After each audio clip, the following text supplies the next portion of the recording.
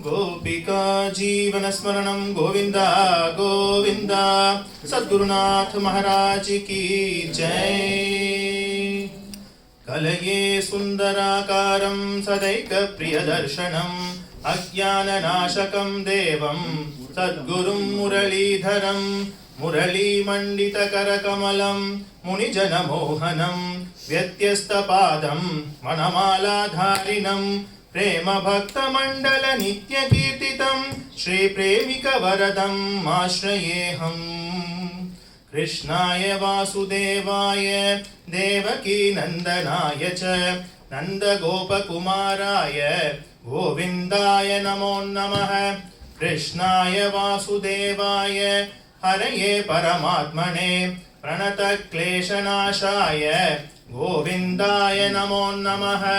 नाम संकीर्तनं यस्य सर्वपापप्रणाशनं प्रणामो दुःखशमनः तं नमामि हरिं परं।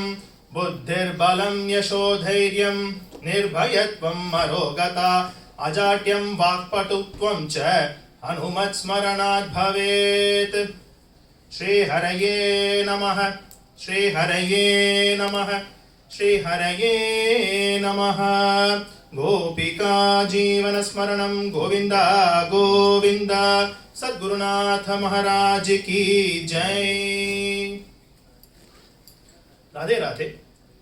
By the immense kripa of our Guru Maharaj, Sri Sri Muralidhara Swamiji, we have got an opportunity to listen to Srimad Bhagavatam for the next 1 week.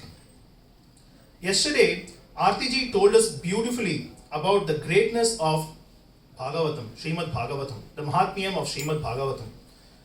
As she mentioned, it's just not a mere book, it is Bhagavan himself. And she also stressed on one particular point, which is we all are so blessed to actually get hold of this Srimad Bhagavatam, right? And by now we all should know that where is the source of that blessing, right? The source is none other than our Sri Guru Maharaj. With our Guru Maharaj's blessing and Parama Kripa, we have got hold of this Srimad Bhagavatam. And our Ramu Anna says that one thing which one can do to her or his guru is do continuous gratitude, right? To do the smarana of the kripa which he is showering on us continuously. So I would like to take this opportunity to start with a small smarana, an example of my life itself, before we get into the Bhagavata Katha. Around 7 years back in 2014, Ramu Anna came to Atlanta, and that was the time I heard my life's first Bhagavata Pravachan. And in that, Ramu Anna started with a shloka, Nigamakalpataror galitam phalam Shukamukhad amritadrava samyutam Pibata bhagavatam rasamalayam Muhuraho rasika bhuvi bhavukaha. He explained the meaning of this shloka, that Srimad Bhagavatam is a very sweet fruit filled with nectar from Vedas, Itihasas and Puranas.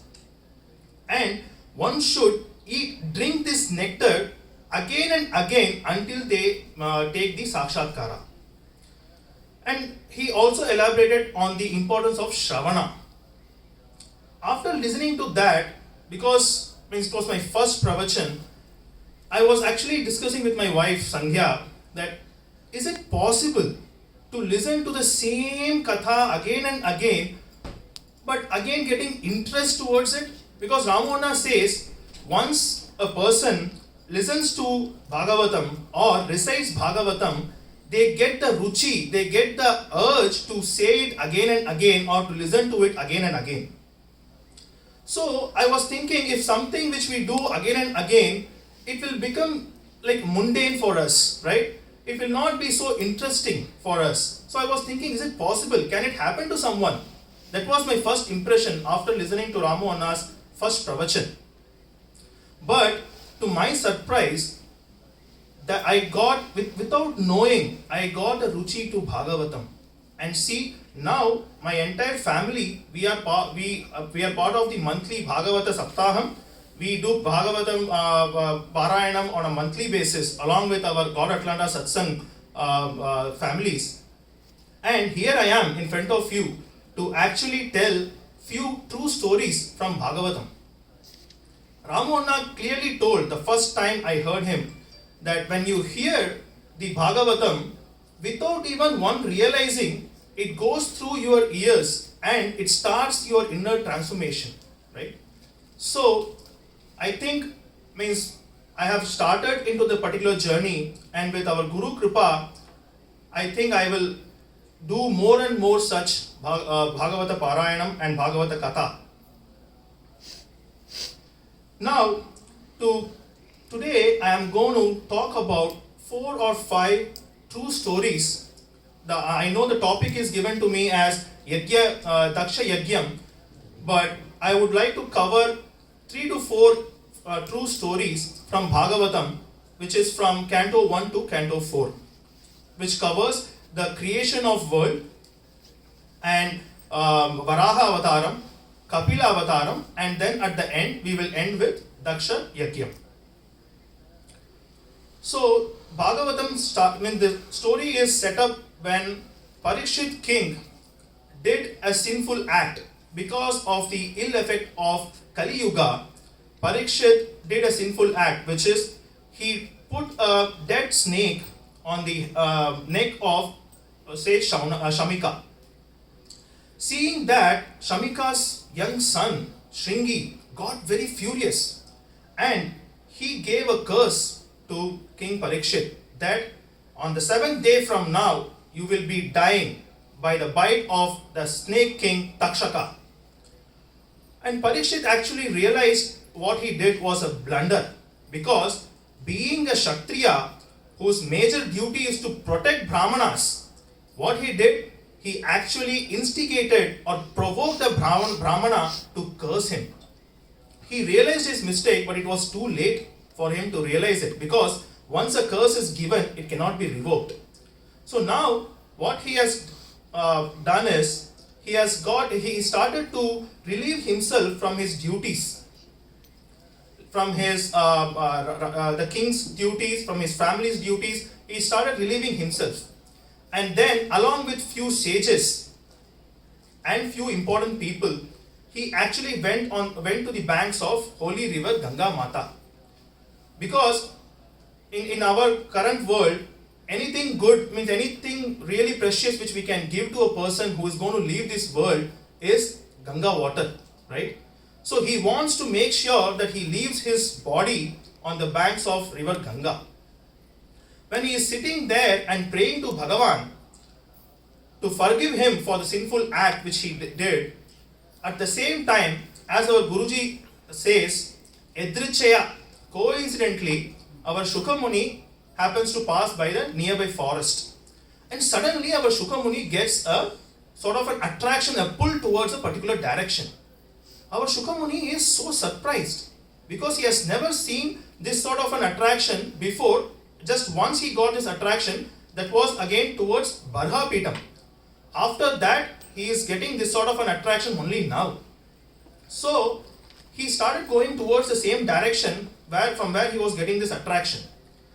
He saw a group of sages sitting there. So initially he thought, okay, might be it is for the satsanga of the sages, I got this attraction. But the attraction didn't stop there.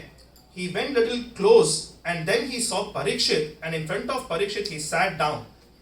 After he sat down, then only the attraction stopped. And as soon as everyone saw Shukamuni sitting in front of Parikshit, everybody, the whole assembly over there stood up, because Shukamuni is such a Paramahamsa. So everybody stood up and they paid their respect. And slowly people were also whispering, is it the Vyasaputra Shukamuni? And somebody confirmed, he is Sakshat Vyasaputra Shukamuni. As soon as Parikshit heard that it is Vyasaputra Shukamuni, he prostrated in front of him and ran away to our Ganga river, took bath and offered Padhyam an Achamaniyam to our Shukhamuni and came back and gave and offered him asana. Shukhamuni took this, he was happy with the deeds done by Parikshit, and he took that asana, and Parikshit, who knows that he has done a great sin and he knows that he deserves this punishment, and he talks with humbleness. So Ramona says here, this particular part of Bhagavatam is very beautiful, because when you meet a Mahapurusha, you should know what you should ask, right? So here it's a great example. Parikshit is a great example for that.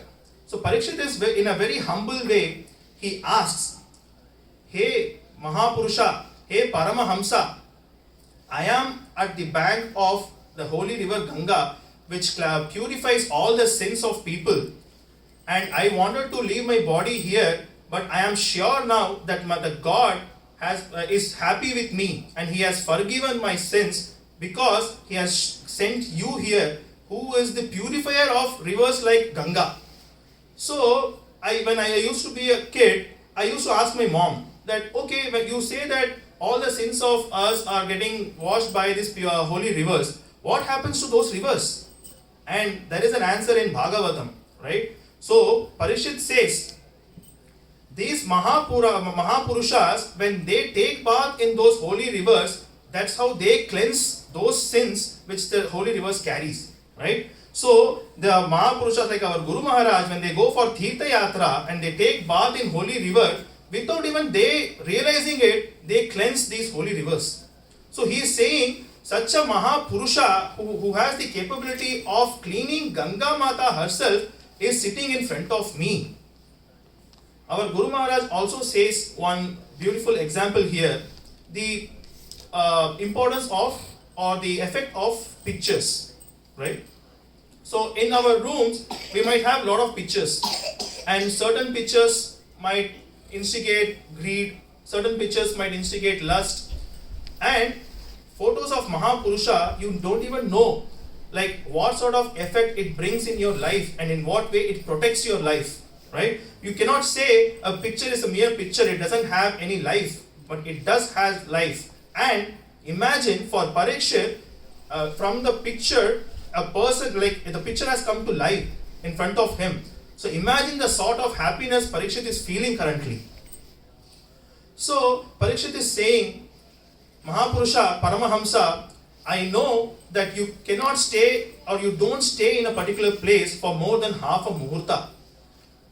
That's how Shukhamuni has been living so far. Every day he goes for Bhiksha, and not more than half a muhurta he will stay in front of one's house. If he gets the alms, he takes it, otherwise he moves on to the next house. If nobody gives, that's how, means he doesn't eat that day. That's how he has been living so far. So Parikshit is well aware of that. And he says, I know you don't stay in a particular place for more than half a muhurta, but I have done a great sin. Instead of protecting the Brahmanas, I have instigated the Brahmana to curse me, and I have just 7 more days to live on this earth. And I plead in front of you to show me the path which will take me to the purpose of this life, which will show me the purpose of this life. Our Shukhamuni was so pleased with the humbleness of our Parikshit. And our Parikshit again continued with 6 questions to our Shukhamuni. He asked, what I should do in the next 7 days. And the beauty of this question is, he is going to die in the next 7 days. He could have just focused on himself, being selfish. But instead of doing that, he did ask the question which will also give Lokakshemam, which will also benefit a lot of other people.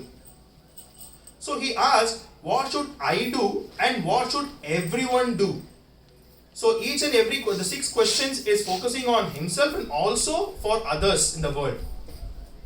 So 6 questions are what one should do and what one should listen to, what one should do smarana of, what one should do bhajana of, and what one should say and what one should avoid. So these were the 6 questions of Parikshit.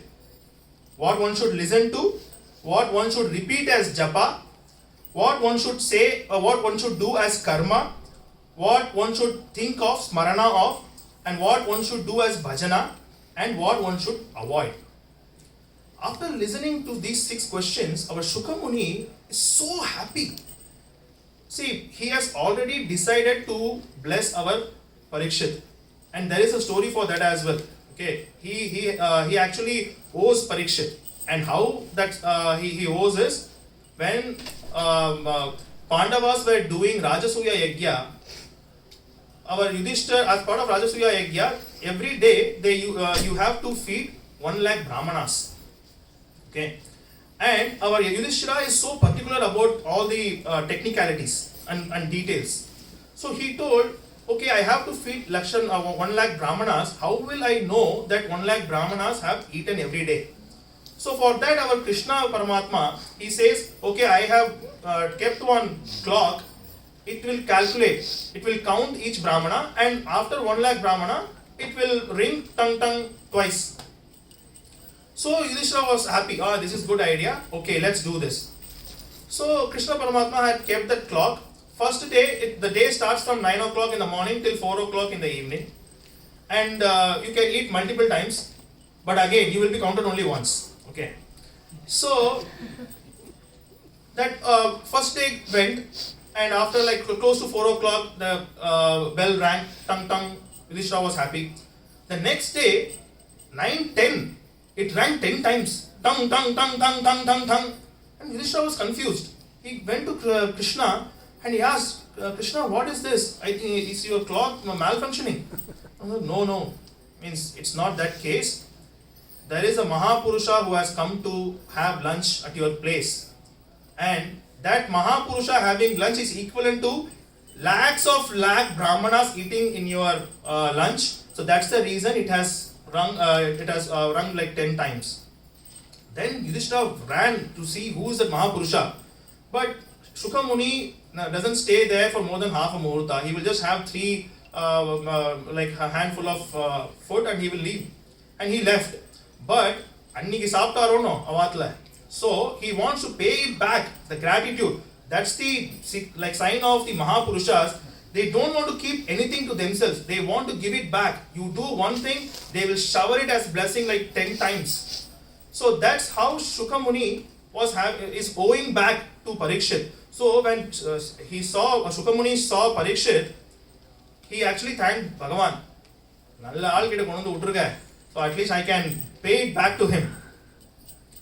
So after listening to 6 questions, now Shuka Muni is very happy. And since he has already decided to shower his blessing on Parikshit, he is actually building up the bhava.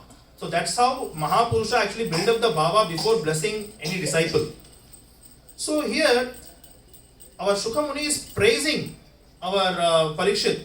What superb question, superb set of questions you have asked Parikshit. See, these 6 questions are not that intrigue questions. Right? Those are like basic questions. But our Shuka Muni is building it up so that he gets that bhava, prema bhava, and in that bhava that he can bless Parikshit. He is saying, and in 3 shlokas, our Shuka Muni says from just, he is not even a Raja now. Okay, he has given all of his belongings. But he says, hey Nripa. And here, Nripa means it's not the Nripa or the Bhulokam. Nripatvam he is going to get when he is going to attain Krishna Charana on his lap. So our Shuka Muni refers to Hey Nripa. And in the next shloka he says, Hey Raja Rishi. So he is actually building up to Parikshit. He's ensuring that Parikshit is forgetting that 7 days of curse and he is into full of joyness. And then he says, out of your 6 questions, Parikshit, 5 questions, it needs your eligibility or it needs your effort. There is only 1 question which doesn't need your eligibility or your effort, which is Shravana, listening. And I will take care of that. And I will bless you with Srimad Bhagavatam to attain, for you to attain Krishna Charana, because that is the purpose of everybody's life. Listening to this, Parikshit is like full of happiness because, see, Parikshit is now 100% sure that Krishna is happy with him. Krishna, again, he was happy with Pandavas. He did lot of things to Pandavas. He even became a charioteer for Pandavas. He became a Duta for Pandavas. He was so close to Pandavas. And how he can leave the Pandavas dynasty without being like, without any help. So that's the reason Krishna has sent, it's all Krishna Leela again if you see. So he has sent Shukamuni to give Bhagavatam to Parikshit. That Shukamuni who has not given Bhagavatam to anyone else so far. He got it from Vyasa. Vyasa gave to Shukamuni. Shukamuni is actually in search of a particular disciple who is fit to take Bhagavatam. And after seeing Parikshit, he realizes that he is a Uttama Shrota who is capable of taking Bhagavatam from me. So he tells, out of those 6 questions, sixth question, what to listen, I am going to take care of it. He also answers all the other 5 questions because he wanted to know what one should do japa and all. So he gives those answers to him, but he also gives a pause. See, for example, he gave, to get Amratvam, you have to do this japam. And he gave a pause. He wants to test Parikshit whether he is going to, okay, Amaratvam means in 7 days I will not die. I will do this japa again and again. I will attain Amaratvam. Thank you, bye bye. He is not leaving. He is not leaving that place. So he is sitting in front of Shukamuni and he wants to hear what Shukamuni has to say. So that also makes Shukamuni more happier, right? And he gives all those answers of those 5 questions. But in nutshell, our Guruji has given it in a nutshell for us to easily understand. What is that? Mahamantra. What one should say? Mahamantra. What one should listen to? Mahamantra. What one should do japa of? Mahamantra. What one should do smarana of? Mahamantra. What one should avoid? Anything which actually prohibits you from telling Mahamantra, avoid that. So our Guruji has clearly given the path very easily because we are not Parikshit, right? We are all like normal human beings. So for us to understand it, our Guru Maharaj has clearly shown that simple way, but even it is effective, the most effective way, but simple way. So our Shukamuni starts with, and our Parikshit, after this he asks one question. I just have 7 more days left, Shukamuni. So what and all I can get, you please bless me with that. Now Shukamuni says, Parikshit, it's not too early or it's not too late for getting Bhagavan Sakshatkaram or to even get Satsanga. He takes an example of King Katuanga. King Katuanga is so strong and nobody can defeat him. So even Deva comes to him asking for help so that he can fight on behalf of Devas and defeat demons. So that much fame and name this Katuanga king had. One day our Indra asked Katuanga that you have been serving us, helping us all these years. Do you want anything? Tell us whatever you want, we will give it to you. Katuanga was strong, but also he was brainy. So he asked how much time I have left with me. And Indra smiled and told, I am sorry to say this, but you just have 1 muhurta left out. So he told, I don't want any name or fame. He gets detached with everything. He comes down. He actually sings Nama Sankirtanam. He does meditation on Krishna and attains Krishna Charanam. See, all his years, he has not been doing the Nama Sankirtanam or Krishna consciousness, right? But the last 1 muhurta, he did that and he attained the Bhagavan Charanam. So that is how it is not too late for getting this Bhagavan Sakshatkaram. And Parikshit himself is a great example. It is not too early. When he was in the womb of Uttara, he got the satsanga of Sri Krishna himself, right? And during the last few days of 7 days of his life, he has got a satsanga of Shukamuni himself. So Shukamuni says it's not too early or it's not too late to have Bhagavan Sakshatkara or to have satsang. After this, our Parikshit continues because he wants to keep Shukamuni also like on the hook, right? Means otherwise, if he says, okay, this is the answer for your question, okay, then what else? He wants to keep on continuing it. So he asks another question. Hey Shukamuni, can you please tell me how the world was created? Now Shukamuni starts with the creation of Brahma. He says, Brahmaji was created from the Nabi Kamalam of Mahavishnu. And once Brahmaji was created, he was sitting on the lotus and he wanted to know where is the source, from where he got birth. So he came down, but he was not able to find the source of the stalk, the lotus stalk. So Brahmaji was not able to find the source code for himself. So what he did, he knew one thing for sure, that the answer is within himself. So he started praying within himself, asking for the self to reveal, which has given him the form. After few days of prayers, because Bhagavan actually plays with all the bhaktas, right?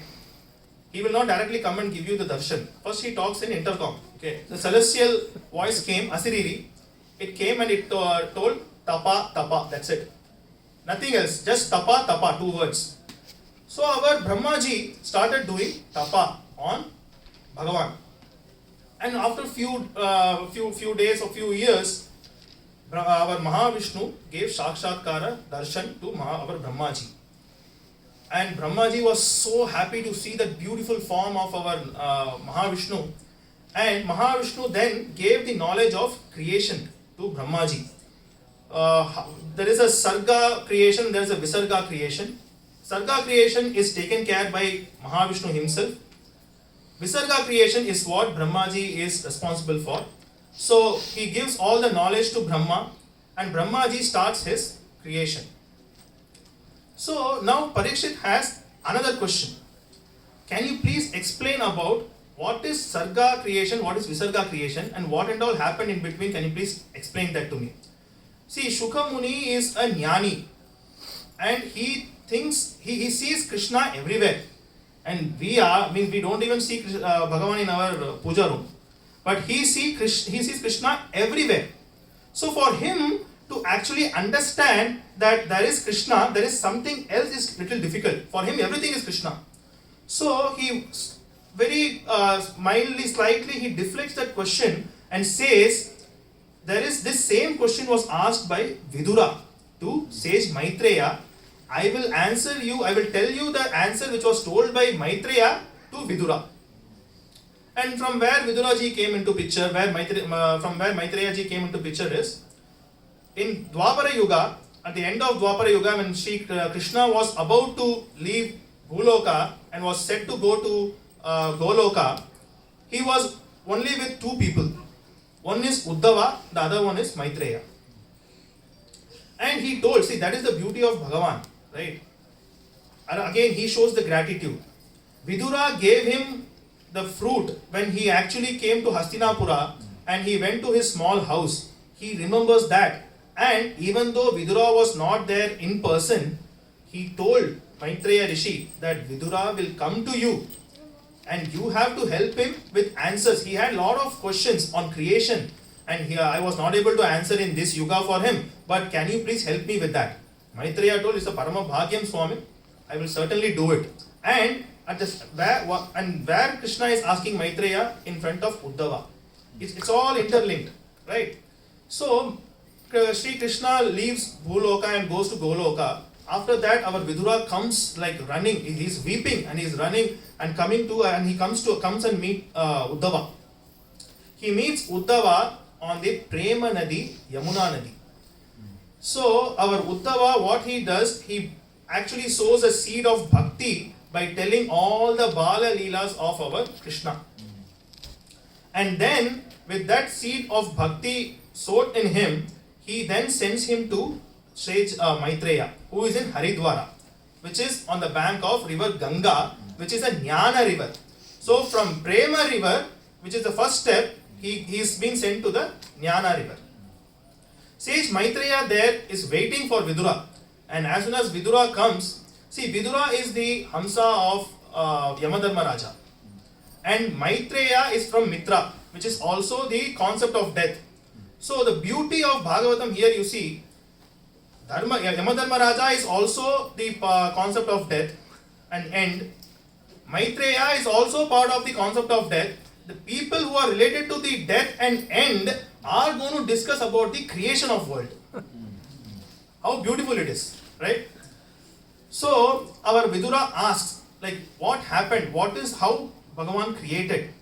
And our Maitreya Rishi actually explains that Brahmaji created, Brahmaji got the knowledge from Mahavishnu on how to create different creatures, Visarga.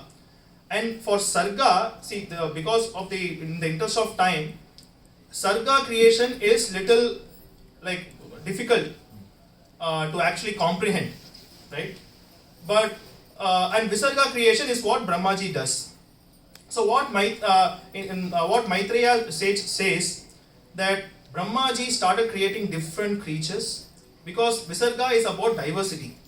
So he creates plants, he creates animals, aquatic animals, he creates herbivorous animals, a lot of birds. So he creates a lot of diversified creations. But Brahmaji thinks that his creation will not be complete until and unless he creates human beings. So what he does, he actually from within himself, like he creates a particular form and brings it out and splits it into two different forms and makes one form as Swayambhuva Manu and the other form, second form as Shatarupa. So these were the two first human beings created by Brahmaji, Swayambhuva Manu and Shatarupa. So as soon as Swayambhuva Manu and Shatarupa were created, they bowed in front of Brahmaji and they asked, like, where should they go and live? Before this happened, Narada Muni came and visited our Brahmaji. And he told, like, our Brahmaji, whenever he wants to realize or see our Mahavishnu, he closes his eyes and he just, because he has already done that sort of a tapa, just closing his eyes is enough for him to see Mahavishnu.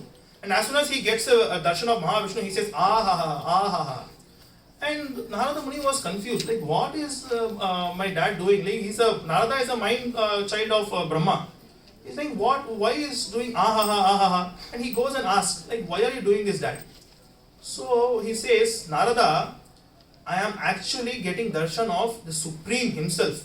And Narada is asking, who is Supreme? You are Supreme. For us, you are the Supreme. So he says, that is the Maya of the Supreme. Because of his Maya, you think I am the Supreme, but I am not the Supreme. There is a Supreme above me. So our Ramonak very beautifully says that it's our Brahmaji is our Buddhi, the intellect, right? So when you ask your intellect, it then, if you really ask your intellect, it will show that I am not the Paramatma. There is a Paramatma within you, you search for that. And that is also equivalent to if when you go in search of Vedas, you ask Vedas, Vedas will show you till certain extent. But after that, you have to feel, you have to ask more questions and dwell deeper to actually understand the Paramatma. So now our Mahavishnu, as part of the knowledge, he gave Chatushloki Bhagavatam to our Brahmaji. Which is like, there are 4 shlokas, which covers 4 themes. One is Bhagavat Swarupam, another one is Maya, and Loka is the theme, and the last one is another theme, which is total of 4 themes, which is Chatushloki Bhagavatam. That Chatushloki Bhagavatam, along with 3 more shlokas, is given to Narada. And Brahmaji says, you expand it even further so that it goes and reaches a lot of other people. So Narada does that, and that's how he gives it to Vedavyasa Rishi. And from Vedavyasa Rishi, it comes to Shukamuni. And from Shukamuni, it is going to now Parikshit. So now, going back to the creation of human beings, Swayambhuva Manu and Shatarupa, the first 2 human beings, they got created and they were asking, like, where should they go and live? Brahmaji took them and he was about to show here, which is earth. To his surprise, the earth was missing from the orbit. And Brahmaji was shocked. All these years, the earth was here on the orbit. But where the earth has gone? So he again closes his eyes, talks to Bhagavan, and he prays like, where is the earth? Please help me, Bhagavan. And suddenly he gets a big sneeze.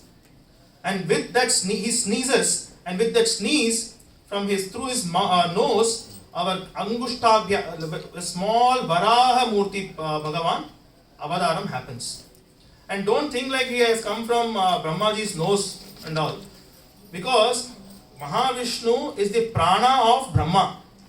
And what we do to maintain our prana, we exhale and inhale through our nose, right?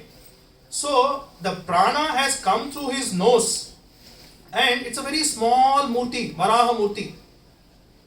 And slowly it takes a gigantic form. And in between, Hiranyaksha is a asura who has taken earth and he has hidden earth under water. Now, after hiding earth under the water, he comes and provokes lot of devas. Come and fight with me, I want to show my valor, I want to defeat you. All the devas already know that means they are no match in front of Hiranyaksha. So they say, no, means we are not the right competitor for you. You go and ask Narada Muni, he will tell you whom to fight with. And Hiranyaksha goes and meets Narada Muni. And Narada Muni, and he asks like, whom should I fight with to prove my valor? Narada Muni Pavam, out of his practice, he says, Narayana, Narayana. So now, tell me, where is Narayana? Then Narada says, don't worry, instead of saying, I will take you directly to his darshan, come. So he takes him directly to our Varahamurti. As soon as Varahamurti sees Hiranyaksha, he also finds out like he sees Bhuma Devi as well. So, and he takes Bhuma Devi on his lap. And Hiranyaksha is like provoking Lord Varahamurti to fight. He is abusing our Lord Varahamurti, but our Lord Varahamurti is keeping quiet. He is very calm because Bhuma Devi is with him. He will not show that ugly face in front of his wife, na? So, and another reason is Bhuma Devi is for patience, right? So he wants to show that Bhuma Devi is with me. I want to be patient enough. So he stays there, and then he keeps Bhuma Devi aside, and then the time comes. Now this time our Bhagavan is also equally abusing.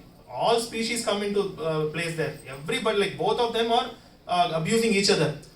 Now this is just a play for Bhagavan, but our Brahmaji is getting tensed. It's getting very late, it is going to be Sainkalam, and once it is dark, the Hiranyaksha will get more power, Swami, kill him as soon as possible.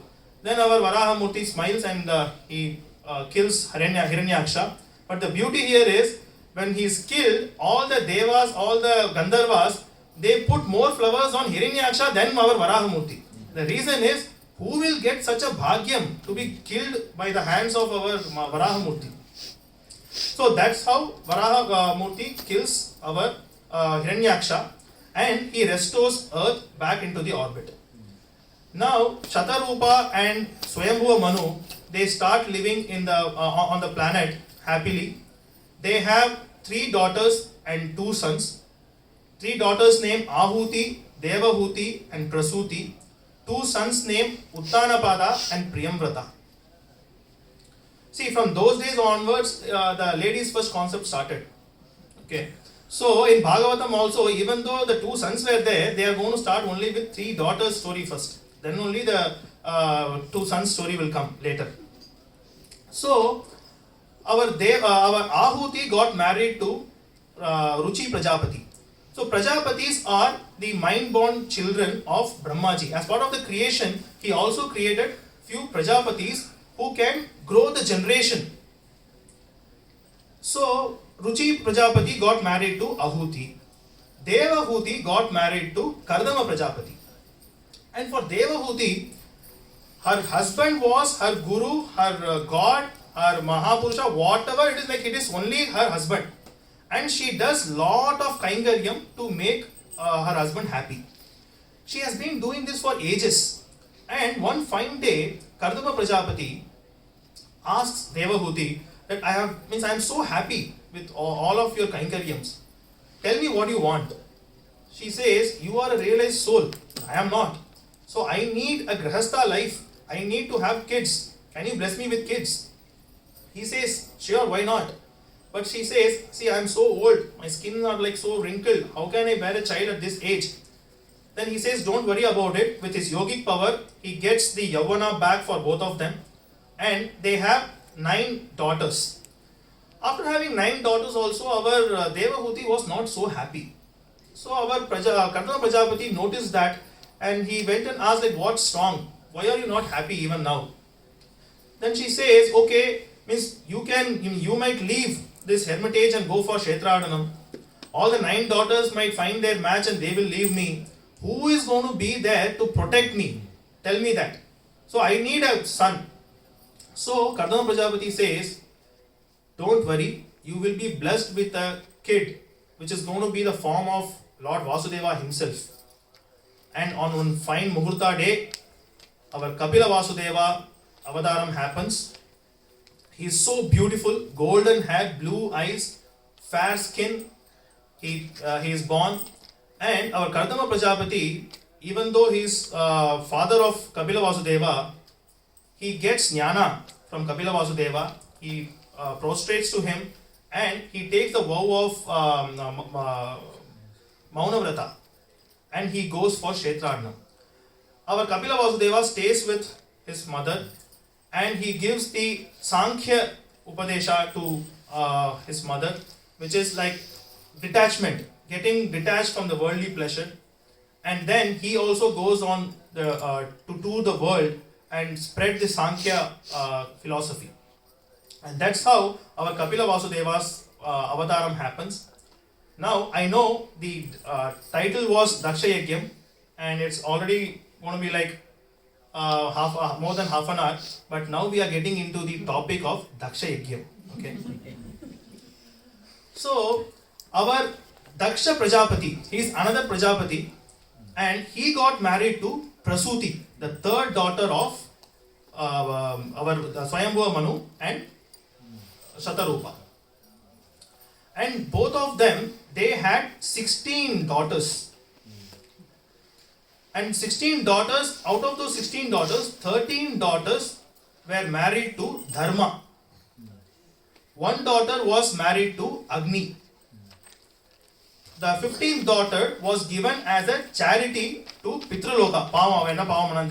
But she was given to Pitraloka as charity. And the 16th daughter, Sati, she was married to our Lord Parameshwara. All these 16 daughters except Sati, 15 daughters, they had children.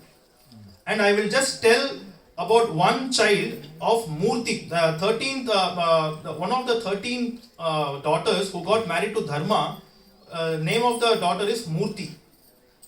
She is considered to be the reservoir of all the good qualities. And she gave birth to a son called Naranarayana.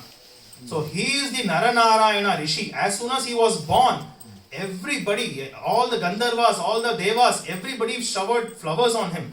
Because that Naranarayana Rishi is going to go further and take birth as Krishna in Yadukula and Arjuna in Kurukula. So, after that, that is the story of Murti who gave birth to Naranarayana. And out of those 16 daughters, Sati was the only one who was not having any kid. And Daksha, who was the Prajapati, along with all the other Prajapatis, they used to do a lot of sacrifices. To maintain the balance in the cosmos, they used to do a lot of sacrifices. Big havans. One of those havans were getting planned and there was a big assembly. And everybody were sitting there in the assembly, including Brahmaji and our Shiva Peruman. And our Daksha Prajapati entered that assembly. The Daksha Prajapati is like Parama Vishnu Bhakta. And he has that tejas. And he has that command to actually command respect for himself. As soon as he entered, everybody in the assembly got up and they paid respect to him. Except two people, Brahmaji and Shiva Peruman. Brahmaji, what he did, he compensated for that. So once he came to sit on his Simhasana, our Brahmaji started praising him. What and all good deed he has done. he is that, he is this, he is so powerful. He praised him. So Daksha didn't mind like Brahmaji not respecting him or not standing up. But even then our Shiva Peruman was sitting happily. So Daksha got offended. So before taking his seat, he started abusing our Shiva Peruman. He started saying, this Shiva is the least of the demigods. He doesn't have any power. His eyes are like mouse. He wears all the snakes as necklace. He wears all the skeletons as his necklace. He applies bhasma from the crematorium. He stays in the crematorium, and he actually dances with all the ghosts. And he has long hair. He doesn't take bath. All these sort of nasty things he says about our Shiva Peruman. And to everybody's surprise, not even a single person was against it. They were all keeping quiet, which means they were all okay with it, whatever Daksha was saying. So our Dakshas kept on abusing our Shiva Peruman, and listening to such an insult, our Nandideva was getting furious. So our Daksha actually crossed the limit there. He said, for this particular sacrifice, each and every demigod will get the share as the Havir Bhavam. But our Shiva Peruman will not get. He is not fit to get Havir Bhavam or the oblation from this particular sacrifice. We will not give it to him. And for that also there was no protest. Everybody kept quiet. So this was the limits. And our Nandideva broke up and he told, this is heights. I cannot bear this insult of my Swami in front of my eyes. And he started cursing all the Brahmanas. He's saying, the Brahmanas, whatever education you are getting, it's only to fulfill your bodily pleasures. You are not using it. And he started cursing all the demigods there. Seeing Nandideva cursing all the Brahmanas, the Bhrigu Muni, the head of all the Munis there doing sacrifices, he started cursing Nandideva. He is saying, all the followers of Shiva, you guys are like atheists. So he started cursing. So it's again abusing like left and right from Nandideva and Bhrigu Muni. And Shiva thought like, what is this? And he got irritated and he left that particular assembly. And that particular sacrifice was successfully completed, but there was no portion or the oblation was not given to our Shiva Peruman. And this is how Daksha, the enmity between Daksha and Shiva Peruman, who is the son-in-law of Daksha, like kept on developing. Daksha was again like our Brahmaji did announce that our Daksha is going to be the chief of all the Prajapatis. So already our Daksha Prajapati is dancing. Now with this role, he's even puffed up, and his attitude is even like worse now. And to top it all, he started doing lot of other sacrifices now. That is, he did one sacrifice called Vajapeya, with which he got the full confidence that Brahmaji is going to support him come what may. The next sacrifice is going to be Brahaspati Swa. And it is a very grand sacrifice. And for that, he has sent invite to nook and corner of the world. Each and everybody is invited for that particular sacrifice. And once the invitation is gone, everybody has started preparing to come and take part in that sacrifice. Everybody has got the invitation except our Shiva Peruman and Sati Devi. So as part of the preparation, and when they started leaving their abodes to go to the sacrificial area, our Sati Devi is seeing from Mount Kailash.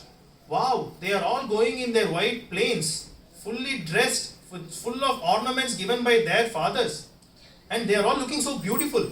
They are going as a family, husband and wife as a family, they are going to the sacrificial area. Sati Devi was little sad, and she actually went back and she wanted to have a discussion with our Shiva Peruman. She is a wise lady, right? So she prepares everything well before going and talking to Shiva Peruman. So she says, see, everybody is going and they are all wearing their nice dress.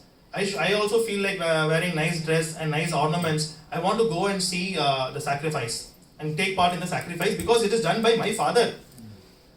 And I know you will say you have not got the invitation, but see, you can go to a place without invitation For example, you can go to a friend's place, you can go to your parents' place, you can go and visit your guru without invitation. So it is not a problem. Even if you have not been invited, it's not a big deal. So let's go and go as a couple and take part in the sacrifice. Our Shiva Peruman says, Sati Devi, I can understand your feelings, but it is not that we have not got the invitation. The motive behind not getting the invitation is very important. Your father recently abused me, and that has actually hurt me a lot. Even I can manage, or I can manage lot of hurting by enemies, weapons, but these harsh words told by my father-in-law about myself, I cannot bear it. So he doesn't want me to come there. That is the reason he has not sent the invitation. And I would suggest, Shiva Peruman is saying, I would strongly suggest you should also not go there, because you will also not get the respect you actually deserve. Sati Devi is again little sad. Her sadness is improving. Each and every conversation happens, her sadness is improving. And one point of time she is furious. Her eyes are like red. Because see, any lady, for them, the jewels which is given by their father's side is more important. It is regarded as higher than whatever jewelry her husband gives, right? So she wants to show that jewelries and all which her father has given, right? Even if it is the imitation jewelry, that jewelry given by her father is more precious than a diamond jewelry given by her husband. And she wants to go and take part in the sacrifice, where she can see lot of relatives, Tata, Perima, Peripa, her sisters, her niece, nephews. She wants to go and take part in the sacrifice. So she is telling Shiva, you have no Adi, no Andam. You don't have any brothers and sisters. How you will understand the love? So you got to let me go there. So Shiva says, see, I have told my part. This is the reason, and I am 100% sure you are not going to enjoy the sacrifice ceremony if you go there.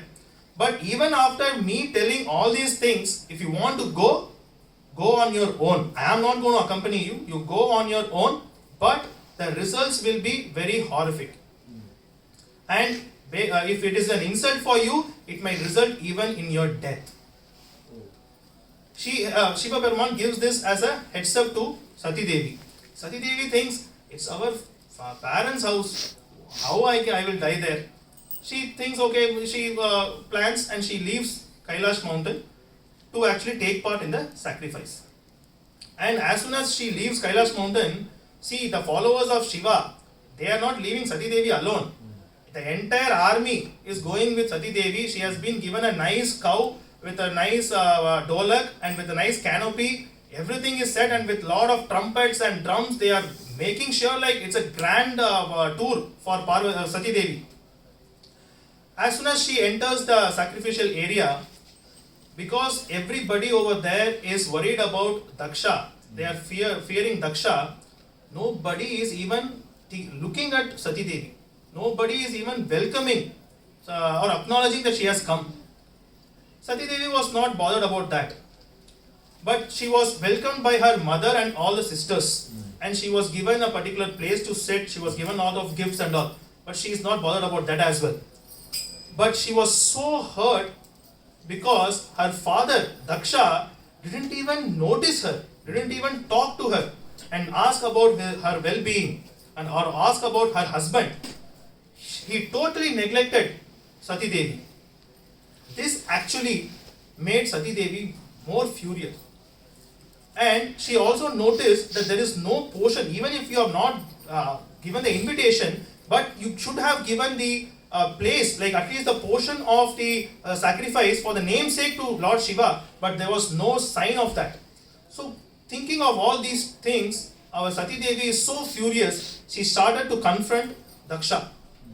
She says, you have got envious about my husband. The Shiva, who is a Bholenath, who actually, it's very easy for people to actually make him happy and get the boon. That sort of a Bholenath, you have abused him, which is the biggest sin. And being a Vishnu Bhakta, you have done this biggest sin, and being a Brahmana, you have done this biggest sin, and you are going to get the sort of papa out of this sin. So Sati Devi says, my husband told me correctly that I am not going to get the respect which I deserve here, but still I came here to just to thinking that my father is going to love me, but your heart is so hard like a stone that it has not even melted after seeing your own daughter. What sort of a human being you are? She actually abuses Daksha and says, I am feeling ashamed of even calling myself as your daughter. I am feeling ashamed of having this body which has been given by you. I feel ashamed if somebody calls me Dakshayani because that is from Daksha. So now there is no point in having this body.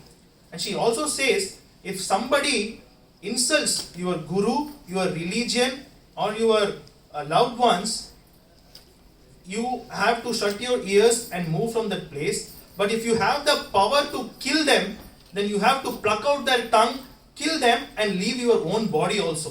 True. So that's what Sati Devi says. And since she doesn't want to kill her own father, she sits there in a saffron robe and she starts to meditate. And with the yoga Agni, she actually burns herself into ashes. Even after seeing this horrific act, Daksha is not moved a little bit. He is still focused on how to complete the sacrifice. And our Narada Muni, you know his usual work. He runs to Shiva Peruman and he says, Sati Devi has died now, she is into ashes. As soon as he heard that, he actually got into a Rudra Rupam. His head, which was locked, it all came out. And he was so angered, he plucked one hair and threw on the ground. That actually took a Vishwa Rupam. It was like from land to sky, a black Rupam called Veerabhadra. He had 1,000 hands and he had sharp teeth, big red eyes, and the hair was like glowing flame. When Narada Muni went to tell this to Shiva Peruman, our Nandi Deva and the army of Shiva was still there, right? They were still there. So they were ready to kill Daksha. But what happened? Our Bhrigu Muni saw this risk. And what he did, he took the holy water, he told the Yajurveda mantra, and he gave it on the fire, which actually manifested into Ravas. They got the power from Soma, moon himself. So they are so powerful. And they actually, the Ravas actually were going behind all the Ganas on the Shiva's army. And the Shiva's army was like going here and there. They were not able to face the Ravas. So the Nandi Deva and everyone ran back to Mount Kailash, and there they saw the Rupam of Veerabhadra. Now Nandi Deva said, okay, now let's go back and give it back. It's a payback time, right? Let's go. And our Veerabhadra is walking. Just by his footsteps, there's a dust storm coming up. And the people who are there in the sacrificial area, they are not able to see Suryan. It is like blocking, the dust is blocking Suryan, it is becoming so dark. And people are thinking, like, is it going to be Pralayam? Is it going to be the end of the world? Like that, the scene has been created there. And our Veerabhadra enters the sacrificial area. Now, our Nandi Deva plays a vital part here. Okay, because he was part of all the assembly happenings, right? So he tells Veerabhadra, boss, those two people were smiling when our Shiva was getting insulted. And those people were keeping quiet, which means they are fine with it, right? And Bhrigu Muni actually cursed. So he gave all the background to Veerabhadra. Veerabhadra took a list of all those people. He bashed. Whomsoever were smiling, he gave a blow. Their teeth were like broken. Whomsoever were sitting quiet, he actually cut their limbs. And he actually plugged Bhrigu Muni's mustache and beard. All these things, Veerabhadra was like creating havoc. And because Veerabhadra is there, with that power, all the Ganas were also doing their part. They were breaking the pots, they were throwing water on the havans, they were threatening ladies, if you are not leaving this place, you will be killed. All these things are the people are doing, and the Shiva's army has created an havoc. And now Daksha has got little bit worried. And see, it happens in everybody's house, right? When mama is doing something, mommy will not tell anything. But at the time when the mama feels that it is going to be a problem, the mommy says, "Anna appave sonnene, idu tappu nanu appave sonnene." So like that, our Prasuti is now saying, "Hey, Daksha, this is all because of your bad deeds. You were not respecting your father, your son-in-law. You didn't love your daughter. It's all because of that only." See, what is the time she is coming and telling this? She could have told long back, right? No. So now Daksha is feeling that like fear. Now Veerabhadra comes and gets hold of Daksha. He actually beheads him and kills Daksha, and the place is like a crematorium now. The place which was sacrificial, now it has become a crematorium. And lot of people have died there. People are like limping. People are like crying, weeping. After this, Veerabhadra goes back to Mount Kailash, and the people, the demigods who were left out, and the people who were left out with some life, they all ran to our Brahmaji.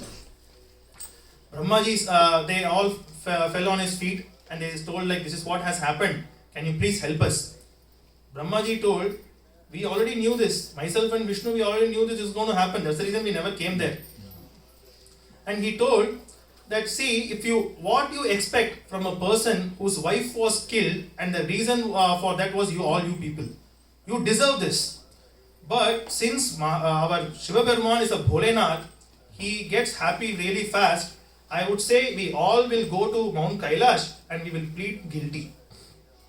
So all the demigods headed by Indra, they go to our Mount Kailash, and here, I don't know, means, is it the first time Indra going to Mount Kailash? He would have gone multiple times, but in Bhagavatam, in this particular phase, they are explaining the beauty of Kailasha. Like how many swans are there, what type of flowers are there. There is a forest full of scent. So and there are two beautiful rivers. There are multiple things, different types of fruits, vegetables, birds. So they are actually explaining the beauty of Mount Kailasha. Might be these guys have got the punishment to walk this time. All this time they were flying, right? Might be this time they are walking, and so they are seeing all this beauty. And under one banyan tree, big banyan tree, which is like 8,000 feet height and 6,000 feet like breadth. Under that banyan tree, our Shiva Peruman is sitting, wearing orange cloth and with full bhasma, and in a yogic posture. And our Indra and everyone goes and falls at his feet, and they ask pardon. And Brahmaji actually praises, because whenever you want to get something, right, you have to tell what is the capability of that person, right, and what and all the person is capable of.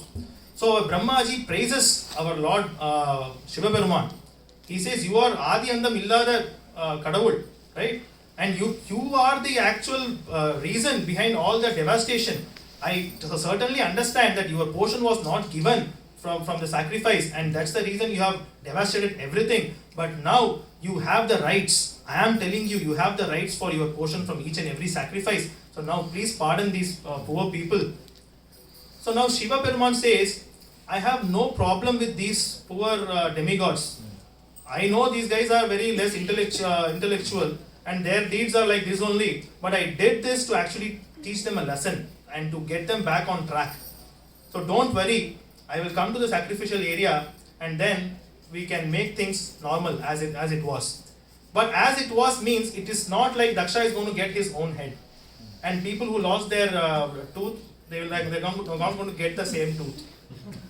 And people who lost their limbs, they are not going to get their limbs. But he will give an alternative solution for that. So Shiva Peruman, along with all the demigods and our Bhrigu Muni, came to the sacrificial area. And as instructed by Shiva Peruman, Bhrigu Muni does some rituals. Based on that, our Daksha's body is attached to a goat head now. And people who lost the limbs, they can use their Ashwini Kumara's limbs to do their work with limbs. So like that, there is some alternatives given to people who got little issues, right?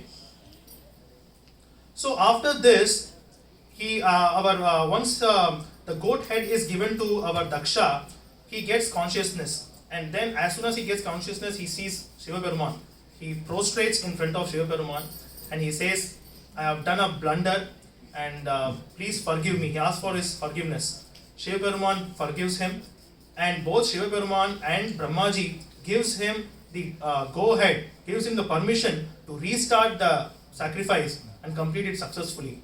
And Bhrigu Muni, with all the arrangements, he actually keeps everything ready, and our Daksha, as soon as he puts the clarified butter in the ahuti, in the fire, who comes there? None other than our Mahavishnu himself on Garuda with the Changa Chakra Gada. He comes there and he gives Sakshat Darshanam to each and everyone present there. And he says, this is a great lesson for you, Daksha. You have been my staunch bhakta, but even being my staunch bhakta, you are not able to understand who I am. If somebody thinks that myself, Brahma and Shiva are different forms, then they are fools. All three of us are one and the same. And one who realizes this and one who believes this, we three are same, they can only enjoy the actual truth and they can only enjoy the peace. Rest and all, they cannot do anything. அதுதான் தமிழ்ல சொல்லுவா அறியும் சிவனும் ஒண்ணு அறியாத வாயில மண்ணு. So our Mahavishnu gives that lesson, gives that important message that you can be a follower, staunch follower of a particular Bhagavan, but that doesn't mean you have to ill-treat or insult others. So that is the basic lesson from this particular part of Bhagavatam, where he says all the forms are same. You can choose your best or your favorite form, but that doesn't mean you have to insult others. With that lesson, and there is another lesson in this is, you should not go to uninvited places. Right? And our Maitreya Rishi says, with that, Sati Devi, who lost her body, now she also got reincarnated as Parvati, the daughter of Mena in Himalayas. And then again she accepts Parameshwara as her husband. And our sage Maitreya says, all this story he got to know from Uddhava, who is the follower of Brihaspati himself. And he says, one who listens this and narrates this again, their life will be free of all the contamination which is from the materialistic world.